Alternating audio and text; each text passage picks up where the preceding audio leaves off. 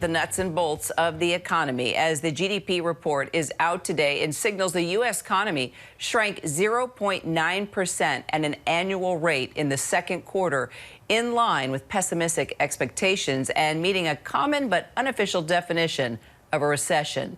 All of this happening as an interest rate hike yesterday attempts to curb growing inflation in our country. ABC News business reporter Alexis Christoforous now with us to break it all down. All right, so let's talk about today's report. Tell us about what the deal is with the economy and what's the deal with regard to a recession. Well, you know, Kira, this came as a bit of a surprise, the economy shrinking 0.9%. A lot of economists thought we'd actually see the economy grow just a little bit. They were looking at a 0.3% rise. So this is a larger drop than expected, and it shows us that the economy has now contracted for 2 consecutive quarters. But it's still not entirely clear if we are really in a recession, given the strength we continue to see in the job market. Now, ultimately, who's going to declare an official recession? That's the National Bureau of Economic Research, and they look at a number of things before they actually declare a recession, including income levels, the labor market, and also consumer spending. In the first quarter of the year, we saw the economy contract by 1.6%. So this 0.9% contraction here from April to June shows that the higher prices we're all experiencing, not just consumers, but businesses as well, definitely starting to slow our economy.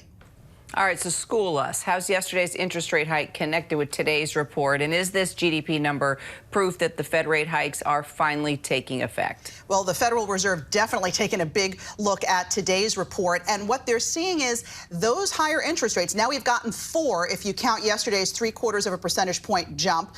4 interest rate hikes so far. Today's GDP number really only reflects the first 3 that we had, starting to trickle through the economy. Even yesterday, Fed Chair Powell pointed to the fact that housing sales are slowing down. Consumer spending is starting to slow, although we still have a lot of folks sitting on the savings they piled up during the pandemic. That is starting to dwindle, though, because our purchasing power continues to get hammered by higher prices for fuel, for food, for everything, as we keep talking about, Kira. But there are signs that parts of the economy are beginning to soften.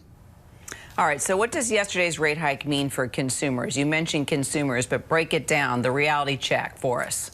Well, it means that continually borrowing money is getting more expensive if you're in the market for a house, your credit card interest rates, auto loans, home equity loans. Even if you're a small business looking to take out a loan, the interest you're paying is going to get higher. So it is more important than ever to have a budget, to keep track of what it is you are spending, to cut back where you can, and to consolidate loans when you can to try to get a loan with a more favorable interest rate.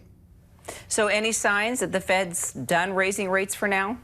You know, yesterday we got some clues from Fed Chair Powell. He didn't give us as much guidance as I think Wall Street was looking for, but there are 3 more Fed meetings between now and the end of the year. He has indicated he is data dependent, meaning the Fed's looking for real proof here that inflation is coming down. So most economists believe we're in for another half-point rise in rates at the September meeting. And depending on that data, Kira, we could see more rate hikes come November and again in December. Okay. Alexis, thank you so much. Sure.